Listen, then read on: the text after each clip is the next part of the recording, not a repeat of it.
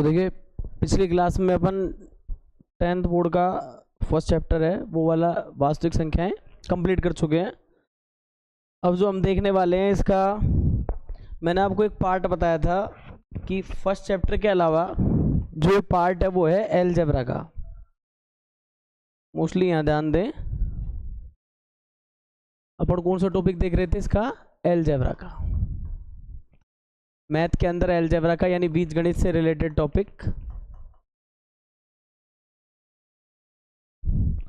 और आज जो हम टॉपिक ये अपन ने देखा भी था कि भाई हर एक चैप्टर इसके अंदर 5 नंबर का आ रहा है, लगभग 20 नंबर का मटेरियल अपना इसके अंदर से बन रहा है। अब मोस्टली अगर इस चैप्टर के बारे में बातें करें तो इसमें सबसे पहला जो चैप्टर आ रहा है वो आ रहा है बहुपद के नाम से। किस नाम से आ रहा है? बहुपद, जिसको हम बोलते हैं पॉलिनोमियल। इंग्लिश में क्या बोलते हैं? पॉलिनोमियल। लगभग 5 नंबर का मटेरियल ये आपको देने वाला है। तो स्कोर पढ़ लेते हैं। टॉपिक भी छोटा सा है, ज़्यादा बड़ा नहीं है, बाकी काम का बहुत है, बहुत सारी चीज़ें आपको सिखाएगा। तो अपन अपने जो इम्पोर्टेंट चीज़ है उनके आधार पर इस टॉपिक को करते हैं। देखो सबसे पहले तो जो हमारा टाइटल है वो टाइटल तो है, यूनिट का नाम है अपना बहुपद, 10th क्लास, और ये चैप्टर नंबर अपना पढ़ रहा है कौन सा? सेकंड। बहुपद को बोला जाता है पॉलिनोमियल।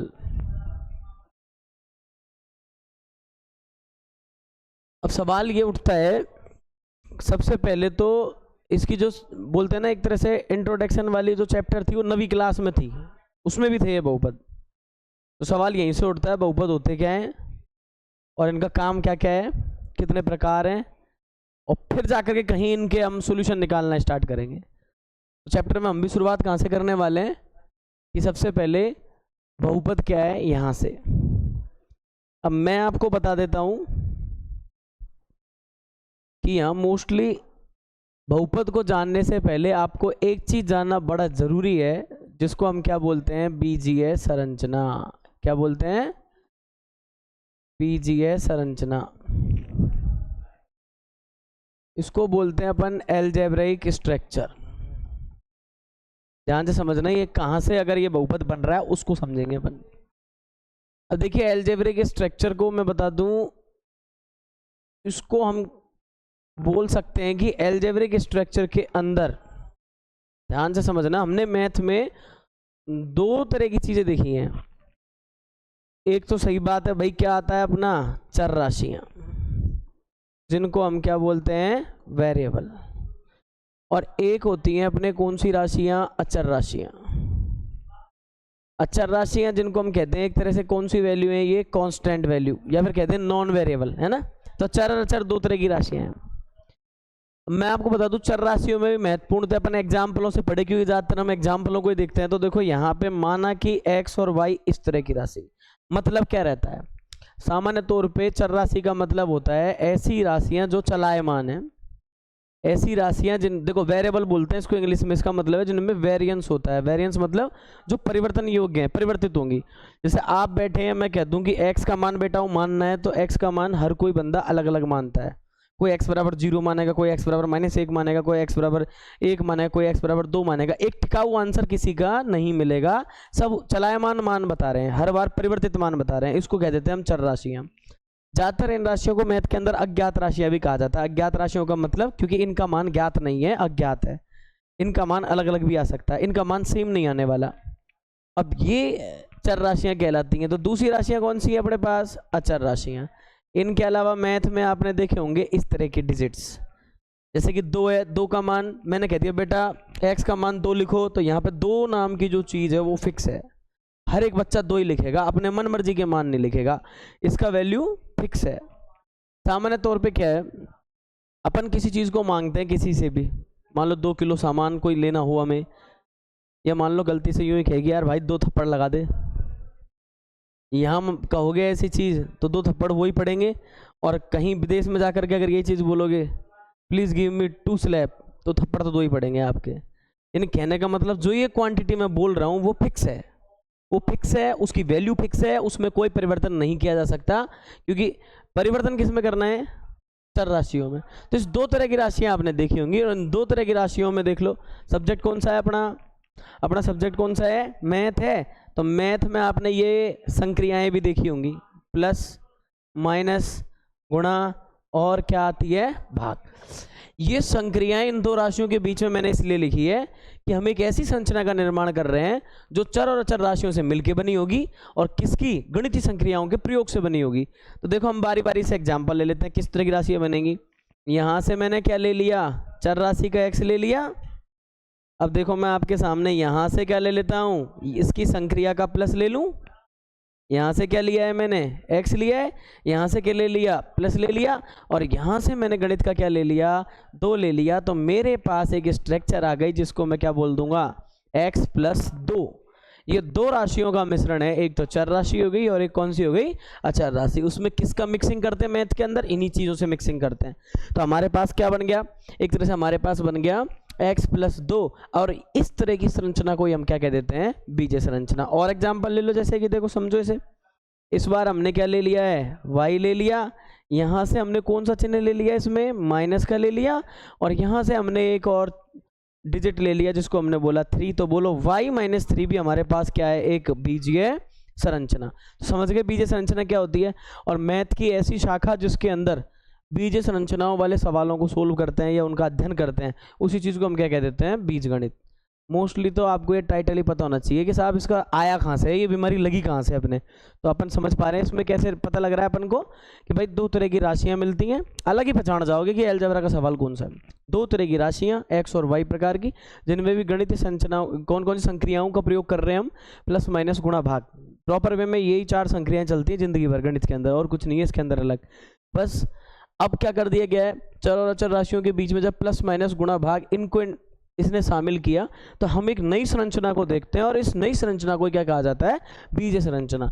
अब मैं बता दूं कि ये वैसे तो 9th क्लास में ही आ गया, पर ये 9th क्लास से लेकर के आगे तक की सारी क्लासों के अंदर आपको इस तरह के मैक्सिमम आपको सवाल देखने पड़ेंगे जो बहुपद से रिलेटेड होंगे। और कहीं ना कहीं किसी भी क्लास में अगर आप देखते हो तो इसके 2-3 नंबरों का काम तो जरूर रहता ही रहता है।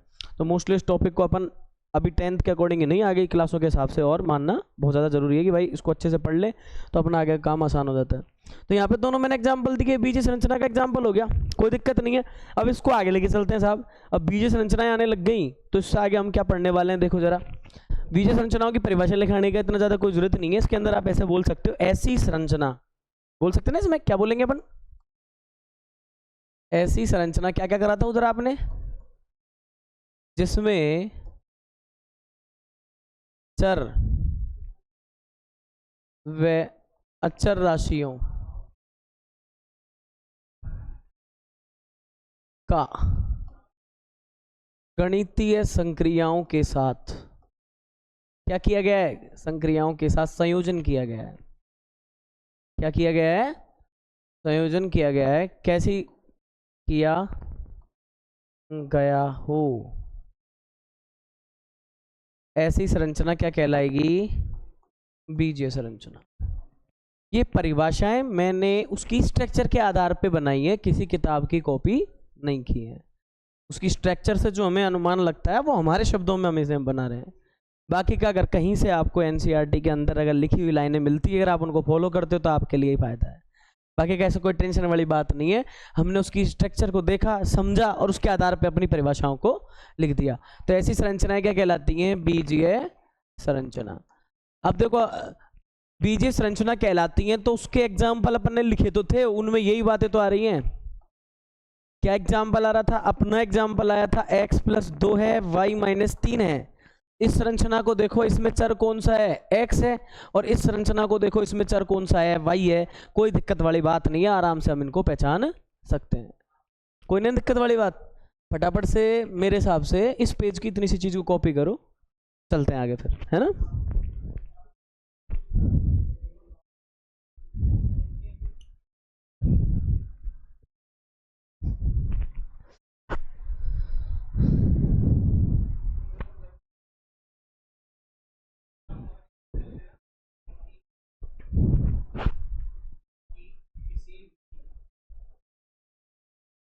फटाफट से ऐसे की ऐसे स्ट्रक्चर बना लेना, ज़्यादा कोई इसमें डिफरेंट काम नहीं।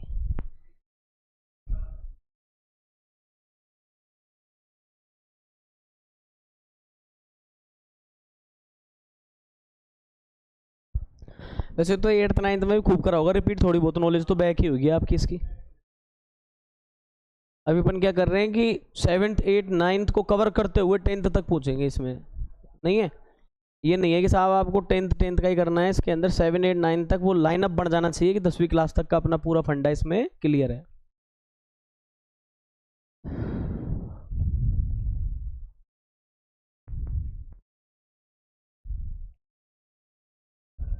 लिखने की स्पीड बढ़ाओ थोड़ा थोड़ा सा, धीरे धीरे, है ना। लिखने की स्पीड टॉप होनी चाहिए मैथ में। ये एरोज मैंने ऐसे ही लगा दिए, समझने की दृष्टि से लेना देना ज़्यादा कुछ नहीं है इनका। चले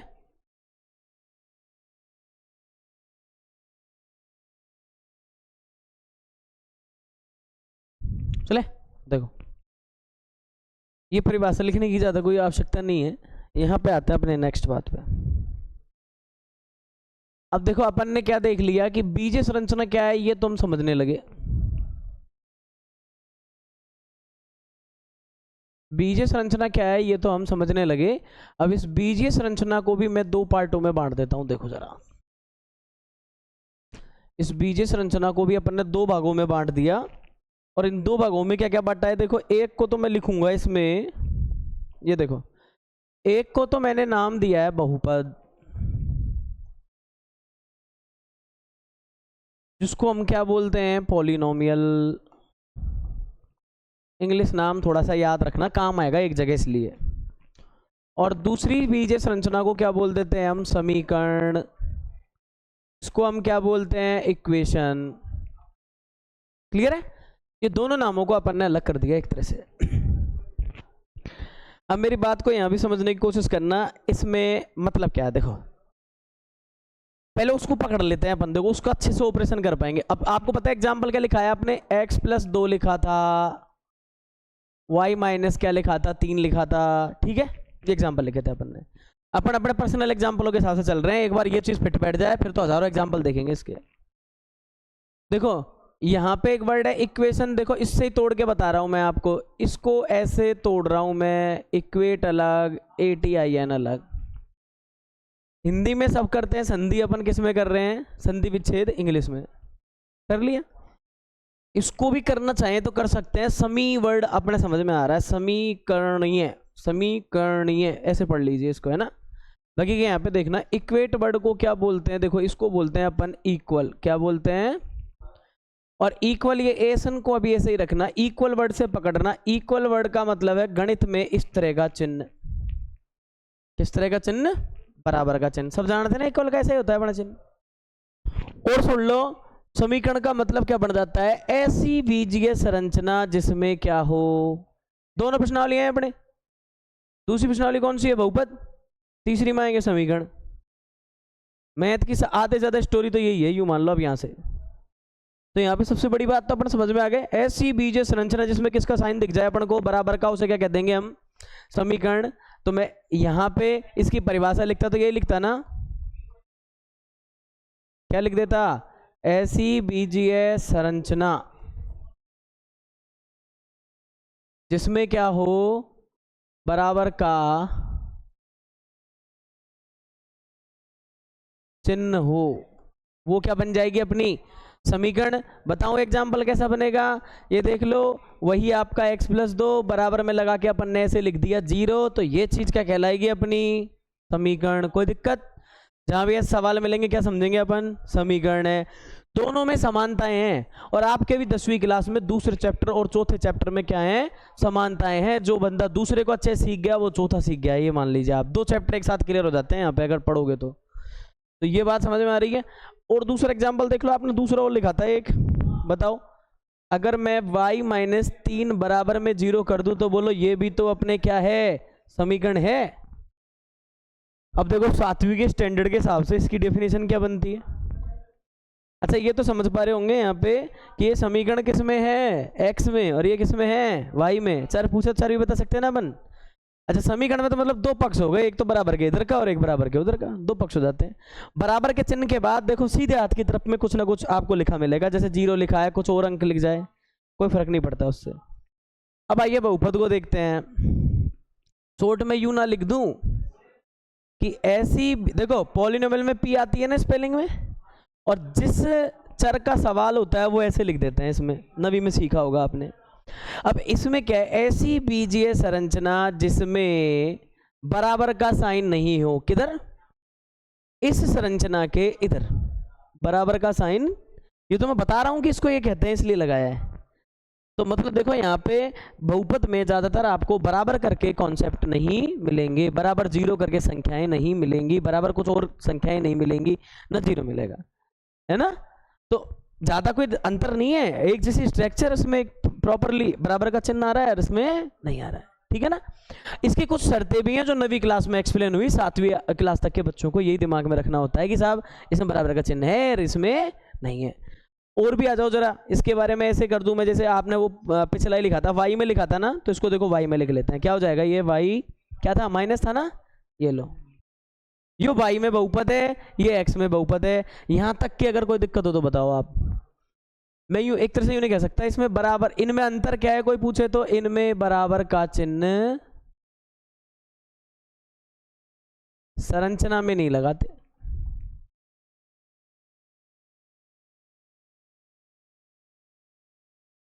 वो कहते हैं ना अपन, एकदम मोटा मोटा सा अंतर यही है इनमें। कोई दिक्कत आएगी अपन को, मोटा मोटा सा अंतर यही है इसके अंदर, है ना। बाकी के इसकी कंडीशंस है, कंडीशंस के आधार पे इसके अंतरों को अपन पढ़ेंगे आगे। नोट कर लो एक बार फटाफट से, ये बीच की लाइन इनको मत कर लेना नोट, है ना, ये साइड साइड का कर लो, बहुपद ऐसा होता है, ऐसा टेबल बना लो फटाक से।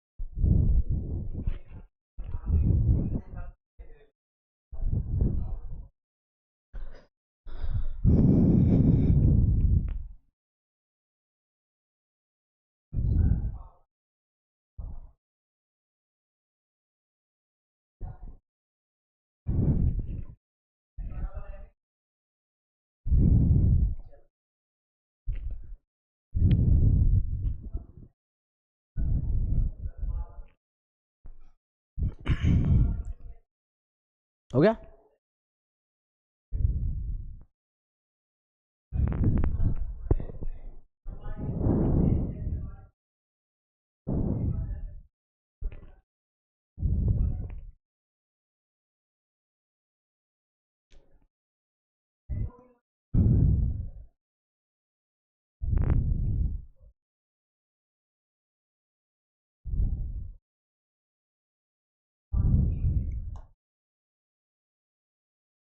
चले दादा, ये नोट करने की जरूरत नहीं है, सारा लिख लो यूं क्यों, इतना लिखना है, साइड का गणित गणित लिखनी है, मैथ मैथ लिखना है, ठीक है ना। ये तो अपना समझने के लिए, अपने समझने के लिए अपने बता दिया, समझाने के लिए।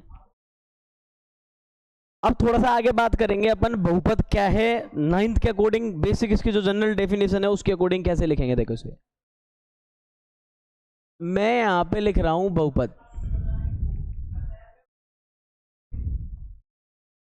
स्पेलिंग है इसकी पॉलिनोमियल।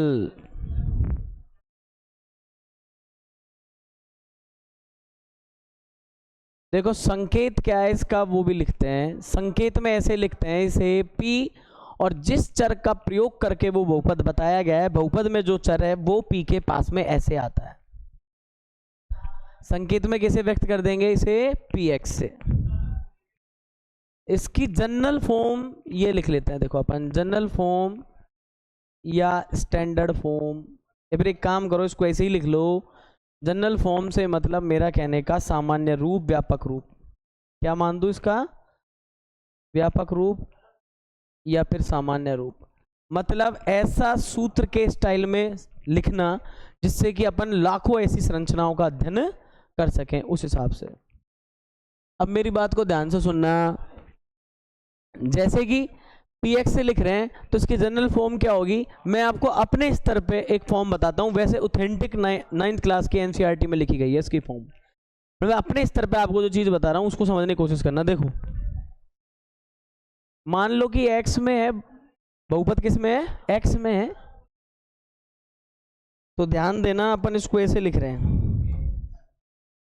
ax की पावर n, फिर देखो bx की पावर n-1 एक कम, फिर देखो यही प्रोसेसिंग चलती रहेगी साहब। एक दिन ऐसा आएगा cx की पावर क्या हो गई 1, और एक दिन ऐसा आएगा dx की पावर क्या हो गई 0। अब मेरी बात को समझना, इसको अगर ऐसे लिख दूं तो मैं, देखो जरा, px ax की पावर n bx की पावर n-1 और डॉट डॉट डॉट यहाँ पे क्या हो जाएगा cx और dx की पावर 0 क्या बोलते हैं 1, तो d हो गया। मैंने ये स्ट्रक्चर बना के लिख दी। अगर कोई भी आपको बहुपद अगर उसके व्यापक रूप में लिखना है तो उसकी प्रोसेसिंग ऐसी होनी। अब 9th क्लास में यहाँ an x की पावर n, फिर इधर भी an-1 तो x की पावर n-1 ऐसे बना के दे रखी है। आप चाहें तो वो वाली पढ़ सकते हो, मेरा समझाने का जो मोटिव है उसके आधार पर मैंने ये लिखी है। देखो क्या है, कोई फर्क नहीं पड़ता। ABCD क्या है पहले तो ये सुन लो, ये जो ABCD है ना ये आपकी वास्तविक संख्याएं हैं। पहला चैप्टर पढ़ा है ना अपन ने, ये वास्तविक संख्याएं हो सकती हैं। वास्तविक संख्या का मतलब ये रूट की हो सकती हैं, और ये साधारण जो प्लस माइनस ऐसी संख्याएं अपनी वो सारी हो सकती हैं। वास्तविक संख्याओं को अपन ने अच्छे से पहले चैप्टर में पढ़ा रखा है, उसके आधार पे है। अब एक बात समझना, आपने अगर गहराई से नोटिस किया हो तो देखो x की पावर n है, फिर अगले स्टेप में एक कम होगी, फिर एक कम, फिर एक कम, फिर इस तरह से चल रही है वो। लास्ट में जाके पावर कितनी रह गई, एक ही रह गई, और एंड में जाके खत्म ही हो गई। सुन लो ये किस तरह की प्रॉपर्टी को फॉलो कर रहे हैं, यानी कहने का मतलब सपोज दैट, देखो मैं इसका एक एग्जाम्पल लिखता हूँ। देखो एक एग्जाम्पल लिखता हूँ, मैंने ये px बनाया, ध्यान से देखना, 4x की पावर 9, फिर लिख दिया 5x की पावर 8, 7x की पावर 4 लिख दिया मैंने, और फिर मान लो माइनस ये प्लस का 8 लिख दिया, और ये मान लो इसके साथ x लिख दिया, और ये मान लो इसके साथ में अपन ने 9 लिख दिया। समझो आप क्या हुआ है, बड़ी पावर फिर उससे छोटी, फिर उसके क्रम के अनुसार जो है उसमें छोटी। मान लो मेरे पास 7 6 5 पावर नहीं थी तो फिर 4, फिर उसके बाद एक ही पावर रह गई, फिर उसके बाद खत्म हो गई। यानी ये हमेशा पहले बड़े वाली पावर को पहले रखेंगे, उसके बाद उससे छोटी, उससे छोटी, उससे छोटी, इस तरह से ही चलते जाएंगे, और एंड में हालत कैसी होगी, खत्म पावर। देखो और समझाने के लिए एक लिख देता हूँ यहाँ पे, इससे आपको और भी अच्छा समझ में आ जाएगा। देखो 4x की पावर 3, फिर लिख दिया 8x स्क्वायर, फिर लिख दिया ऐसे मैंने बना के 7x, और फिर लिख दिया 6। तो ये भी x में क्या है, एक बहुपद है। पावर 3, फिर एक कम 2, फिर एक कम 1, सीरियलिटी से। ये सूत्र वही कह रहा है, n की जगह 3, 3 से एक कम कितनी 2, फिर 2 से एक कम कितनी 1, और फिर कहानी खत्म डी पे जाके, ठीक है ना।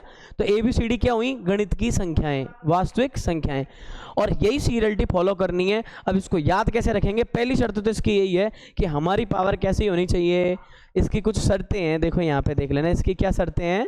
वो यूं कहना चाह रहा है हमारी कुछ शर्तें हैं, और शर्त पहली कौन सी है कि बहुपद की घातें, बहुपद की घातें कैसी हो, कौन सा क्रम है बताओ, ये घातों का, घातें कैसी होनी चाहिए, किस रूप में होनी चाहिए, बोलो। बड़े से घट रही है ना, घटता हुआ क्रम है ना, तो आप सीधा याद रख सकते हो घटते क्रम में कैसी होनी चाहिए, घटते। और घटते क्रम को क्या बोलते हैं, क्या बोलते हैं, अवरोही क्रम में। बढ़िया रहेगा। ज़्यादातर अपने जो क्लास है उसके स्टैंडर्ड के हिसाब से अपन को इतना पता होना चाहिए। पहली बात तो इतना होगी ना। अब मैं बता दूं, आप इसका एक सीधा एग्जांपल ऐसे याद रख सकते हो। मेरे सीधे एग्जांपल से मतलब है, मान लो अपन शादी ब्याह के कार्ड छपवाते हैं, छपवाते नहीं छपवाते, उधर लिखा होता है फलाने महाराज से परिवार पधारे, नीचे लिखा होता है प्रेषक भेजने वाले का नाम लिखा होता है, नहीं होता। और उस प्रेषक भेजने वाले के नाम में आपको पता होता है लिखा मिलेगा ऐसा फलाना सिंह, और बाकी पोस्ट और लिख दें आगे, रिटायर्ड फलानो, कुछ भी ऐसे लिख देते नहीं, लिख देते। फिर उसके बाद उसी फैमिली का छोटा कैंडिडेट जो होगा उससे जस्ट सीनियरिटी के हिसाब से है ना, फिर और छोटा, फिर और छोटा, अब मान लो उसको पूरा जिला घोषित कर रखा है परिवार को, तो इसमें धड़ाधड़ लिखते ही जाएंगे ज्यादा कैंडिडेट होंगे तो, और कसर बच जाएगी तो अगले पृष्ठ में आगे और लिख देंगे बना करके कि हमारे चाचा जी की शादी में जरूर जरूर आना जी, फलाना चुन्नू मुन्नू टिन्नू मिन्नू, ऐसे लिख देते नहीं लिख देते। ऐसे ही एक कहानी है, देखो कई लिख देंगे हमारे बुआ, मतलब तुतली भाषा में बुआ जी की शादी में फलाना फलाना आना जी, और उसके शुभ चिंतक बता देंगे बच्चे अच्छे अनुरोध कर रहे हैं बाल मनुआर ऐसे करके, है ना, तो उसमें लिख देते हैं टिंकू पिंकू मिंकू सिंकू, ऐसे नाम रख देते, रखते नहीं रखते। वो बताओ वो टिंकू मिंकू पिंकू सिंकू को वहीं क्यों लिखते हैं बाल मनुआर में? फर्स्ट बात तो बच्चे हैं, चलो मान ली, पर आगे क्यों नहीं लिखा उनको? अगर थोड़ा समझदार सा बच्चा हो और इतना समझदार भी नहीं हो तो यूं कहेगा मेरा नाम पीछे क्यों लिखा, आगे क्यों नहीं लिखा? वहां लिख देता फलाना सिंह पटेल, वाके नीचे लिखता सीधा टिंकू सिंह। एज कितनी करे 6 महीना, अभी लेटेस्ट मॉडल आया ही है बस दुनिया में, है तो एज टिन्नू मिन्नू को आगे क्यों नहीं लिखते शादी कार्ड पे? सोचो क्यों नहीं लिखते? गणित तो नहीं है, गणित तो व्यवहारिक गणित है, यूं मान लो आप जिंदगी में चल रहा है वही गणित है, गणित में कुछ नया नहीं होता, गणित को तो बना रखा है बस डर ही बना रखा है इसका। आप ये बताओ वो टिंकू मिंकू को क्यों नहीं लिखा जाता उस पे? उसका सबसे बड़ा रीजन तो ये है कि कोई बाबा पटेल का नाम है तो उसको सब तरह की जनरेशन जानती है कि फलाना बाबा इतना बुढ़ा है और इतना एज का है और साहब ये बहुत बड़ा आदमी था, इसने ये काम किया, सब जानते हैं उसको, ये पटेल फालतू है गाँव में, है कि नहीं?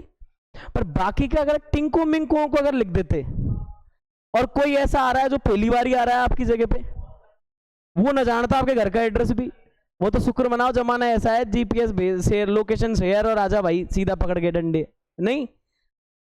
पर वो इसलिए भी लिखा जाता था कि सीनियरिटी, बड़ा आदमी पहले, फिर छोटा, फिर छोटा, फिर छोटा, दादाजी, फिर ताऊ जी, फिर फलाना जी, ढिकाना जी, जो भी यार अपना कौन सा नंबर है वो, दादाजी से लट जाए तो ताऊ जी, फिर ऐसे ऐसे, और कोई ताऊ जी से लट जाए तो फिर क्रम बढ़ता जाता है ना, ऐसे बड़ा family, head of the family लिखा जाता है वहां पे।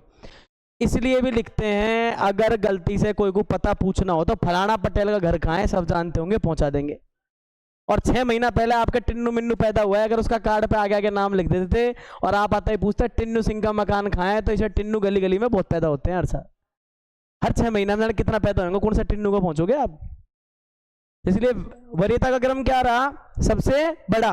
और किसका खेल है? पावर का खेल है, और पावर का खेल है तो यहाँ पे पावर सबसे बड़ी कौन सी? फिर 2, फिर सुपड़ा साहब गई ना। तो इस तरह से अपन को पावर रखनी है। तो पहली बात तो इसकी मान ली अपन ने क्या रखनी है, एक दूसरी शर्त और आपने पढ़ी होगी, इसकी घातें कैसी होनी चाहिए, घातें होनी चाहिए, कोई और ही पढ़ा रहा है क्या मेरे अलावा? इसकी घातें कैसी होनी चाहिए? घातें होनी चाहिए पूर्ण संख्याओं में। किस में होनी चाहिए?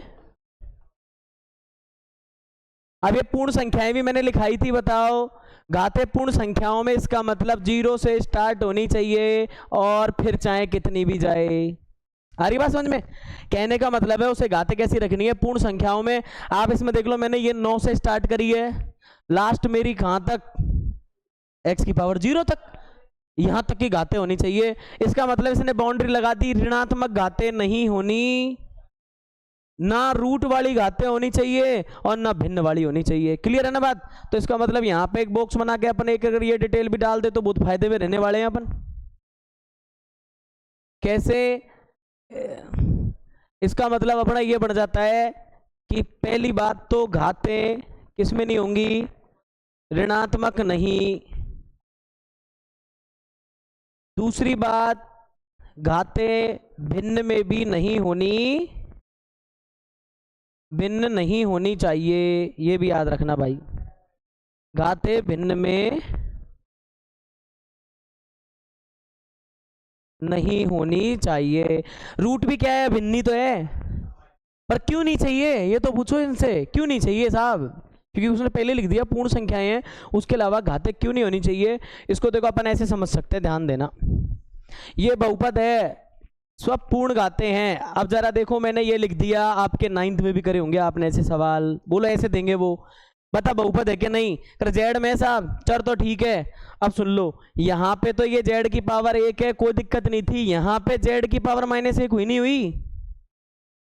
बहुत अच्छी फैमिली है, आप यूं लगा लो ये जेड की पावर 1 तक तो ठीक था, बहुत अच्छी फैमिली है, 10-5 लोग हैं उसके, बढ़िया अच्छे, और मान लो जैसे 10 कैंडिडेट थे, 9 candidate well up to date, समाज में सामाजिक दृष्टि से अच्छे संपन्न और मतलब बहुत व्यवहारिक हैं, और एक ही उनके घर में लड़ोक पैदा हो जाए, वो अकेला काफी है पूरी संतुलन दिलाने के लिए उनकी 9 आदमियों की। वो इतना एक लड़ोक आदमी है तो पूरा गरीब बदनाम हो जाना है कि इनको परिवार लड़ोक है, फलानो देख लो इनका, हो गया नहीं हो गया। बहुपद भी यही कहता है, अगर मेरी फैमिली में अगर एक भी अपशिष्ट आ गया कोई, तो रामायण गई उसकी पूरी, सारी व्यवस्थाएं खराब, तो उसको आप बहुपद नहीं कहोगे। तो यहां भी समझ में आ गया आपकी स्टोरी। इस भाई की वजह से इसको क्या बोलेंगे, बहुपद नहीं होगा, क्लियर है ना। इसलिए कह रहा है वो ऋणात्मक नहीं, कहीं पे भी किसी भी स्टेप पे ऋणात्मक नहीं होनी चाहिए, शुद्ध कैसी होनी चाहिए, सारी की सारी पूर्ण संख्याओं में होनी चाहिए।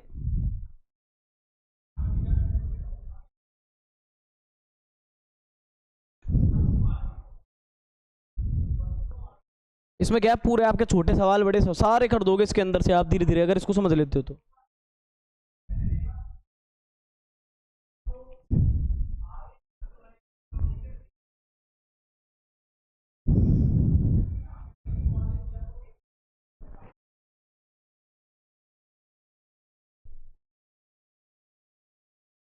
कसम तो लिखने में ट्रेंड हो जाओ, धड़ धड़ छापने में भाई साहब, पेपर बहुत ऐसा आता है कि डीपली लिखते लिखते बस यूं मान लो टाइम ही हो जाना है।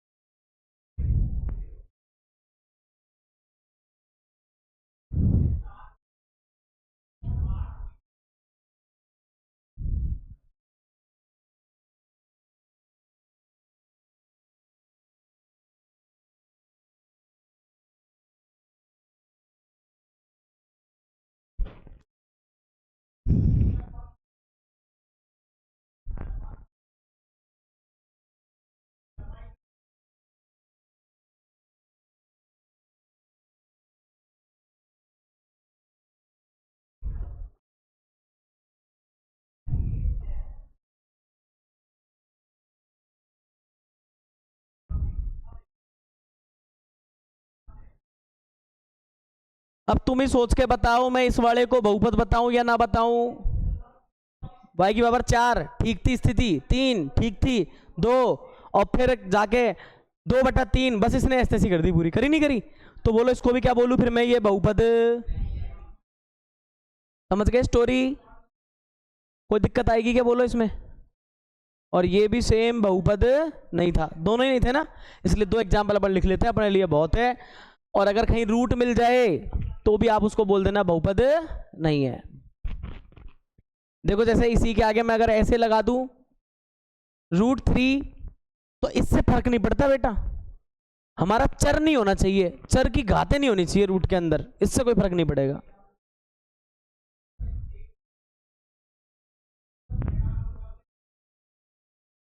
कंप्लीट होते ही बता देना थोड़ा सा आगे और चले, मैं इसका सोच रहा हूँ मैं आगे तक का पार्ट करा लें अपन एक बार, है ना। यहाँ सवाल बनते हैं एक आध नंबर के बनते हैं, अर्धवार्षिक परीक्षाओं में ही बनेंगे अभी तो आपके राजस्थान बोर्ड में। और वार्षिक तो देखो साहब कौन क्या कह सकता है, क्या बनाए जो अपना राजस्थान सरकार है कुछ भी कर सकती है, क्या बनाए।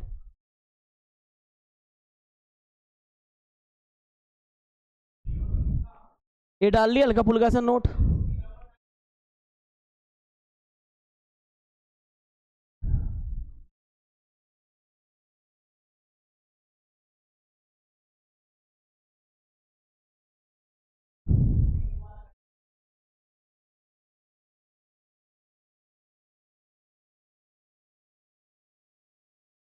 कहाँ तक पहुंच गए, हो गया।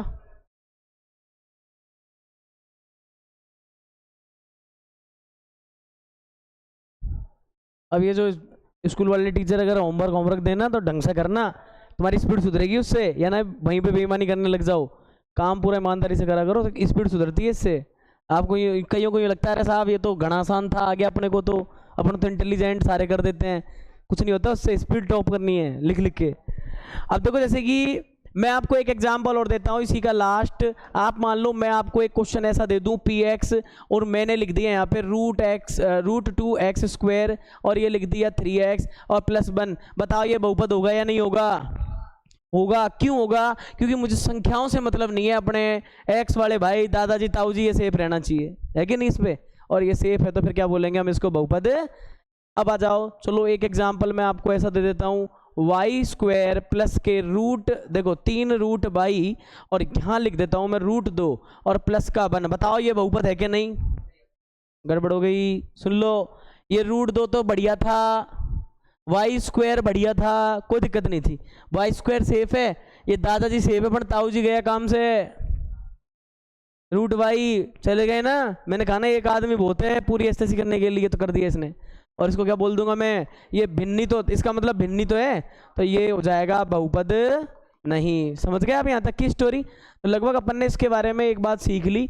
एक तो अपनी पावर को हमेशा पूर्ण संख्याओं में रखने का, ऐसे मेन बात तो यही है इसमें, है ना। और बड़ी फिर छोटी फिर ऐसे लिखो तो ज़्यादा अच्छा लगता है ये। अब आप सुन लो, आपसे एक छोटा सा सवाल जो आपसे पूछा जा सकता है और पूछते भी हैं। किसी भी बहुपद को आपको वो इस तरह से लिख के देंगे, देखना, -7 प्लस के 4x², ये है 8x³ और -6x। अब इसको सबसे पहले व्यवस्थित करो, पावर को, इसको जनरल फॉर्म में लिखना है आपको सोल्व करने से पहले। तो अपन इसको कैसे करेंगे बताओ? सबसे पहले लाएंगे बड़ी पावर, उसके बाद उसका छोटा बड़ा भाई। बिल्कुल, वेरी गुड, इस तरह से। समझ गए आप स्टोरी? ये काम आपको करना पड़ेगा। दादाजी ताऊ जी चाचा, ख्याल रखो सबका, पापा सबका ख्याल रखो, है ना। तो उस हिसाब से आपको लेके आना है, कोई दिक्कत नहीं है यहाँ तक। तो ये तो समझाने वाली बातें थी। चले आगे। अब देखो, अब हम बात कर लेते हैं बहुपद, और बहुपद को कितने प्रकार से बांटा गया उनके बारे में। बहुपद, ये लो, आप इसको बांटना 2 तरह से बांट रहे हैं अपन। देखो इसको, पहला क्या लिखने वाले हैं इसमें? पहला इसको बांटते हैं पदों के आधार पे। तो यहाँ पे पद लिख देना और स्टेप लिख देना। क्या लिख देंगे? स्टेप। ये वर्गीकरण पढ़ना बहुत ज़्यादा ज़रूरी है, आगे तक काम आएगा, है ना। ये स्टेप्स या पदों के आधार पे। और दूसरा हम बात करेंगे किसके आधार पे? घात के आधार पे और डिग्री। यहाँ से आपको छोटे एक एक नंबर के सवाल मिल जाएंगे। अब पदों के आधार पे पहले तो आपको ये समझ होनी चाहिए कि पदों के आधार का मतलब ये होता है कि सबसे बड़ी बात, पद बनाते कौन कौन सी संख्याएं हैं। सुन लेना, पद हमेशा या तो प्लस बनाएगी या फिर क्या बनाएगी? माइनस। सबसे ज्यादा उत्तरदायी है ये पद बनाने के लिए। पदों के आधार पे इसमें अपन पहला पढ़ेंगे, उसको बोलेंगे एक पदीय। क्या पढ़ेंगे? एक।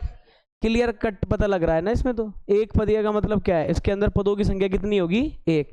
ना आगे कोई रोने वाला ना पीछे कोई रोने वाला, अकेला ही रहेगा ये तो, है ना। तो जिसमें क्या हो, अपन क्लियर लिख सकते हैं ना, जिसके अंदर भाई क्या हो, अपने पास एक ही पद हो। क्या हो? एक ही पद हो।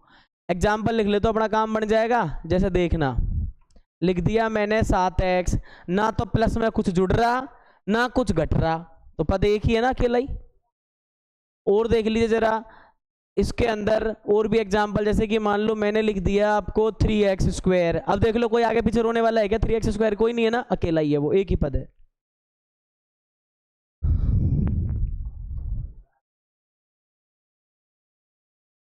एक हम पढ़ेंगे इसमें, कौन सा? आगे बढ़ा दो, एक के बाद द्विपदीय कर दूं, बोलो।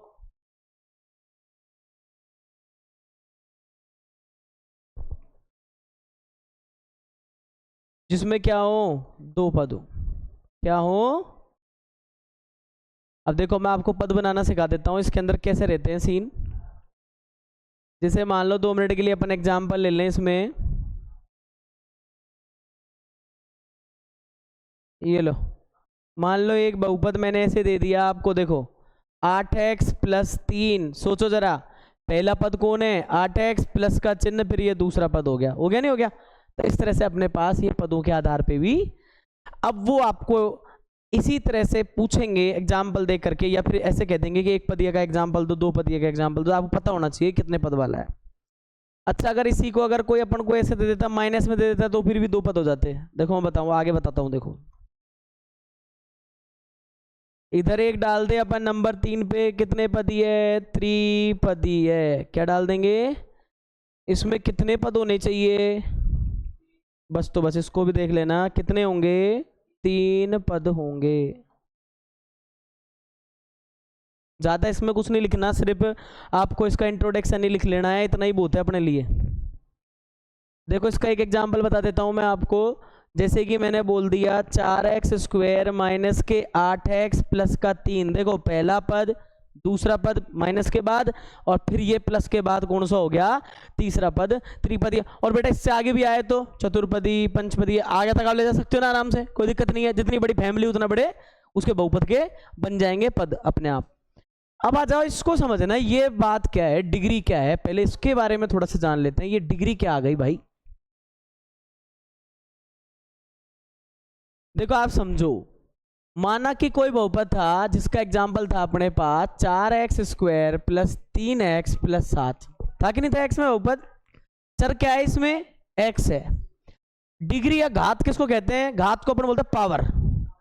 इन x पे लगी जितनी भी पावर है उसमें सबसे ज्यादा पावरफुल कौन है? 2 ही है। वो तो बेचारा क्या है? ये तो बेचारा सिंगल है, वो डबल है, डबल पावर है उस पे, नहीं है? तो घात का मतलब ये होता है किसी भी बहुपद में चर पर लगी सबसे ऊंची घात को ही उस बहुपद की घात कहते हैं। तो इसको किस नाम से जानेंगे फिर अपन? द्विघाती। इस बहुपद का नाम क्या देंगे? द्विघाती, क्योंकि इसमें हाईएस्ट पावर कौन सी लग रही है? 2 लग रही है। तो बताओ इसकी परिभाषा अपन लिख सकते हैं, बहुपद में चर की क्या चीज सबसे उच्चतम घात ही क्या कहलाती है? बहुपद की घात, या क्या कहेंगे उसे? डिग्री कहलाती है। कोई दिक्कत परिभाषा में? बोलो। ऐसा समझो, जिस भी चर पे आपको, जो चर पे लगी जो सबसे ऊंची घात दिखे उसको पकड़ लो, वही बहुपद की घात कहलाएगी। कोई दिक्कत वाली बात नहीं है इसके अंदर, आराम से कर सकते हैं। अब हम करने वाले क्या है उसको देखेंगे जगह कि साहब घातों के आधार पे इसके प्रकार कैसे और कितने प्रकार के होंगे। और सबसे पहले देखो, डिग्री को डीजी लिखते हैं ना, DEGREE डिग्री, तो इसको डीजी भी लिख देता है कई बार, घबराना मत उसको देख करके। डिग्री का मतलब डीजी घात ही होता है हमारी शुद्ध हिंदी में, है ना। सबसे पहला केस, जिसकी घात 1 हो। क्या हो? जिसकी घात क्या हो? 1 हो। जिस पे घात ही हाईएस्ट 1 हो उसे क्या कहेंगे? चलो एक से पहले एक काम कर लो, इसको भी ले लो भाई, ये भी काम का है। एक और याद आ गया, बता दूं, जिसकी घात ही 0 हो, 0 से स्टार्ट कर ले तो उतनी कहते पूर्ण संख्याओं में होंगी घातें, हम 0 से स्टार्ट कर रहे हैं। जिसकी घात 0 हो उसे हम क्या कहेंगे? सुन लो, इसका नाम है बेचारे का, देखो कुछ ऐसे लिख लेते हैं अपन। घात 1 हो, फिर दूसरा लिख दूं मैं 1 के लिए, उसे क्या कहेंगे? फिर आओ तीसरा बना दूं मैं, 0 1 के बाद कौन आता है? 2 हो, उसे क्या कहेंगे? और फिर मैं बना देता हूं इसका चौथा, अगर घात इसकी क्या हो? 3 हो, तो उसे क्या कहेंगे? सीधे सीधे पकड़ेंगे अपन ऐसे ही। साहब तुम्हारी बात ही मान ली, 0 से स्टार्ट कर दिया, अब बताओ किस किस तरह की घातों को, वालों को क्या क्या नाम दिया जाता है? वो नाम इंपॉर्टेंट है अपने लिए। देखो ध्यान देना, जिसकी घात 0 हो उसको कहते हैं अचर बहुपद। क्या कहेंगे उसे? समझ गए आप? जिसकी घात 0 से अचर बहुपद। अचर बहुपद का मतलब कांस्टेंट पॉलिनोमियल। क्या बोलेंगे? Constant polynomial. अब सुनो, इसमें अपन एक काम करेंगे,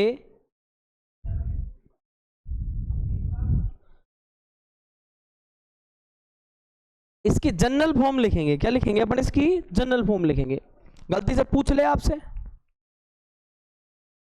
तो जनरल फॉर्म क्या बनेगी इसकी? देखो, ax की पावर 0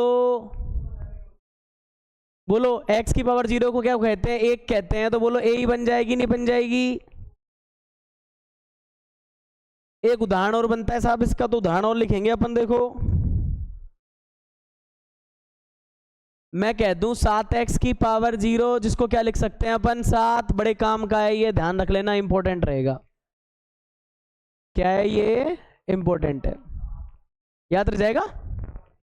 देखो किसी की पावर 0 को ऐसे करके लिख देते हैं, इसको अचर बहुपद कहेंगे। क्या कहेंगे हम? 7 को। और ऊपर वाले को भी क्या कहेंगे? जनरल फॉर्म बताऊं क्या है? जैसे रेल के डिब्बे देखना, रिजर्वेशन वाला रहे, एसी वाले रहते हैं, फर्स्ट एसी, सेकंड, थर्ड, और स्लीपर फलाना, है ना? इस तरह के लेडीज वाला डिब्बा अलग, लगेज वाला अलग, और हैंडीकैपों का अलग होता है। और एक ऐसा डिब्बा रहता है जनरल डिब्बा, यही वही जनरल फॉर्म है। कैसे कि देखो रिजर्वेशन वाले हैं, एसी वाले, वो धक्का मुक्की खाने क्यों जाएंगे जनरल में? और चले जाएं तो जनरल वाला भगा ना सके, उन्हें भगा सकते हैं क्या? नहीं। जनरल डिब्बे की आप छाती देखो कैसा होता है कि उसमें एसी वाले आ जाएं, आ जाओ, फर्स्ट सेकंड थर्ड आ जाओ, स्लीपर आ जाओ, लेडीज आ जाओ, हैंडीकैप आ जाओ, अब बिना टिकट वाले, विदाउट टिकट आ जाओ। देखो आप कितना पावरफुल होता है, होता नहीं होता? तो वही जनरल डिब्बा है। एक ही जगह कितनी संख्याएं रखो आप, हजारों बहुपद बना लोगे ऐसे, ठीक है ना? तो मोस्टली ये होता है। अब देखो यहाँ पे क्या है, घात क्या है इसकी? 1 हो। पहली बात तो इसका शुभ नाम देखेंगे, इसको क्या कहते हैं भाई? जिसकी घात 1 हो उसे कहेंगे हम कौन सा बहुपद? रैखिक बहुपद। कौन सा बहुपद कहेंगे? और इसका मतलब क्या है? Linear polynomial. क्या कहते हैं इसे? लीनियर पॉलिनोमियल, रैखिक बहुपद। अपने साहब देखो इस तरह का भी अपने पास जुगाड़ पानी इसके अंदर रहता है।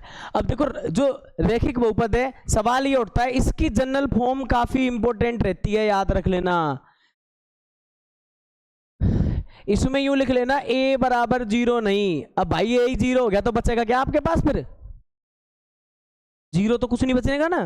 a तो 0 ना होना चाहिए कम से कम, x की पावर 0 होनी चाहिए। x की पावरों से मतलब है मुझे इस घात वाले में। जनरल फॉर्म इसकी क्या होगी? आप ऐसे लिख सकते हो, इसको बोलेंगे ax प्लस b। जरा देखो अपने इस पे पावर कितनी है? 1 है। और a और b की जगह आप कोई भी संख्याएं ला दो, हजारों इसमें समीकरणें बन जाएंगी।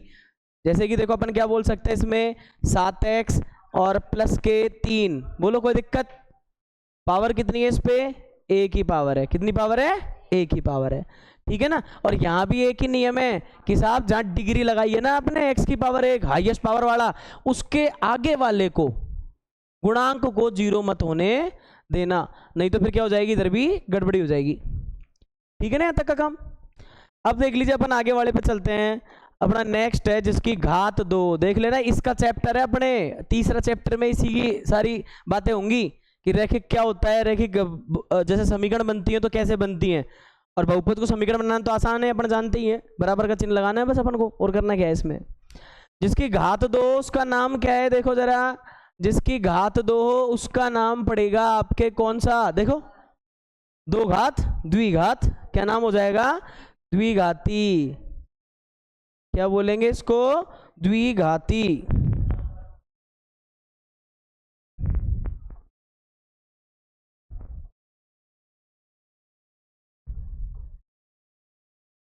इसको बोलते हैं क्वाड्रेटिक, ठीक है ना? Quadratic polynomial. भाई साहब इसकी जनरल फॉर्म भी पेपर में बन सकती है, इसको भी अपन लिखेंगे। देखो पावर कितनी लगा दूं? a के बाद x स्क्वायर लगा दूं ना 2 पावर, फिर लिखेंगे bx, और फिर लिखेंगे भाई ये यूं कह रहा है बस a को 0 मत होने देना, फिर तो अपन द्विघाती बने रहेंगे। किसको 0 नहीं होने देना है? a को 0 नहीं होने देना है। और इसका उदाहरण क्या बन जाएगा उसको सोचो। एक लिख दूं कोई भी, 7x स्क्वायर कर दूं, ये 8x कर दूं, और ये -4 कर दूं, बन गया नहीं बन गया? इसमें जो पावर है वो कितनी है? 2 पावर दिख रही है, और 2 पावर होने की वजह से नाम क्या होगा? द्विघाती। अब बातें करेंगे अपन किसकी? जिनकी घात क्या हो? 3 हो। यहां तक का तो क्या अपने सिलेबस में दे रखा है, और भी आगे होती है 4 घात का, तो संस्कृत बोले जाओ फिर तो तुम। त्रिघाती के बाद चतुर्घाती, पंचघाती, आत्मघाती, जो भी चलाओ आगे तक, है ना?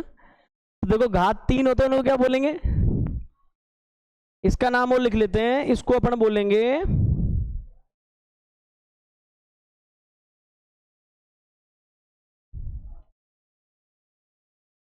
त्रिघाती बहुपद, और भाई इसकी जनरल फॉर्म भी लिखना बहुत जरूरी है अपने लिए।